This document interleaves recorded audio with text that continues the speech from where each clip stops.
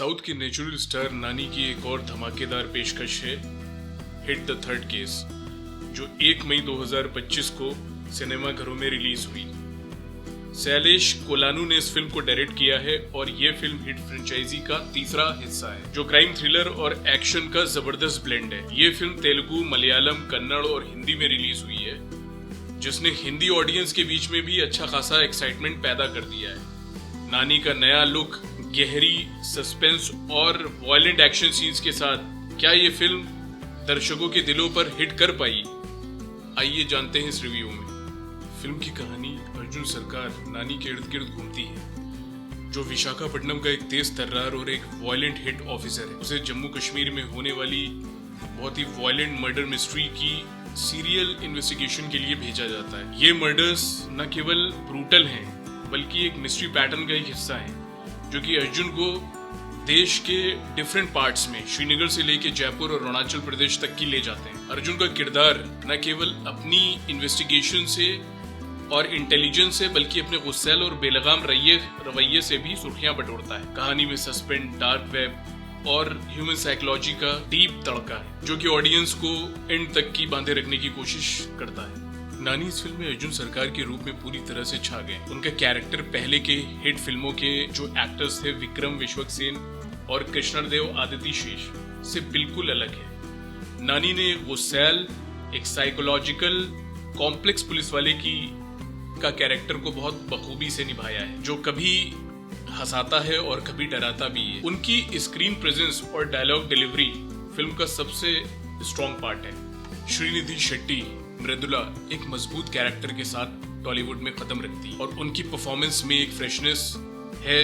हालांकि उनकी romantic track की कहानी को थोड़ा सा धीमा करती है। प्रतीक बब्बर विलेन के कैरेक्टर में ठीक है, लेकिन उनका जो कैरेक्टर है वो उतना डरावना या इफेक्टिव नहीं बन पाया जितना इस तरह की थ्रिलर में एक्सपेक्टेड होता है। राव रमेश और समू थिरकानी जैसे असिस्टेंट एक्टर्स अपनी छोटी छोटी रोल्स में इफेक्टिवनेस छोड़ते हैं, जबकि कुछ सरप्राइज कैमियो भी ऑडियंस को एक्साइट कर सकते हैं। शैलेश कोलानू ने हिट फ्रेंचाइजी को एक नया मोमेंटम देने की पूरी कोशिश की है, जिसमें वो पार्टली रूप से सक्सेसफुल भी रहे हैं। फिल्म का पहला हाफ मिस्ट्री और सस्पेंस से भरा है, जो ऑडियंस को बांधे रखता है।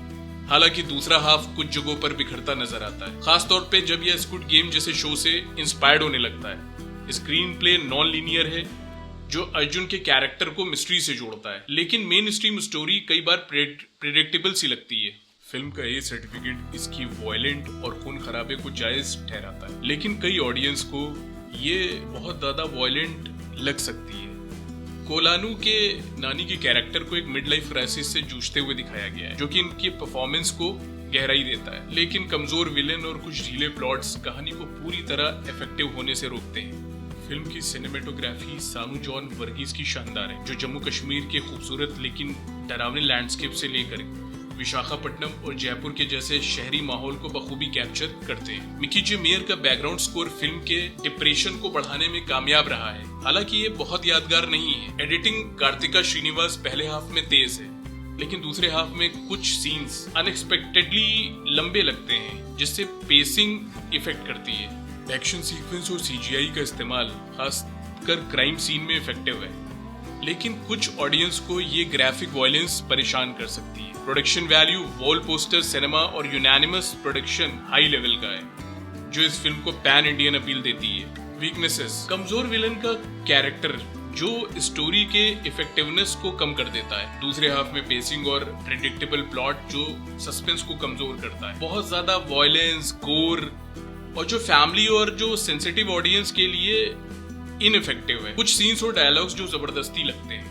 हिट द थर्ड केस उन फैंस के लिए है जो डार्क क्राइम थ्रिलर और हाई ऑक्टेन एक्शन पसंद करते हैं। ये फिल्म नानी के फैंस को और हिट फ्रेंचाइजी के सपोर्टर्स के लिए एक ट्रीट है, लेकिन इसका ए सर्टिफिकेशन और ग्राफिकल वायलेंट कंटेंट ये फैमिली या हल्की फुल्की फिल्मों के शौकीनों के लिए यूजफुल नहीं है। हिट द थर्ड केस एक एम्बिशियस क्राइम थ्रिलर है, जो नानी की शानदार परफॉर्मेंस और स्टाइलिश प्रेजेंटेशन के दम पे चलती है। हालांकि कमजोर विलेन, प्रेडिक्टेबल स्टोरी लाइन और बहुत ज्यादा वायलेंट जो इसमें पोर्ट्रे किया गया है, वो इसकी इफेक्टिवनेस को थोड़ा लिमिटेड कर सकते हैं। अगर आप नानी के फैन हैं और डार्क थ्रिलर पसंद करते हैं तो ये फिल्म आपके लिए जरूर देखने के लायक है, लेकिन अगर आप हिट फ्रेंचाइजी के पहले 2 सीरीज में जैसा सस्पेंस और ट्विस्ट की उम्मीद कर रहे हैं तो ये थोड़ा सा आपको डिसअपॉइंटिंग जरूर लग सकती है। ये फिल्म अगले हिस्से के लिए जरूर मंच तैयार करती है, लेकिन खुद में पूरी तरह हिट नहीं हो पाती। मैं इस फिल्म को रेट करूंगा 3 आउट ऑफ 5। बाकी कमेंट में जरूर बताइए कि अगर आपने ये फिल्म देखी है तो आपको कैसी लगी, और मिलते हैं अगले रिव्यू में। तब तक के लिए जय हिंद।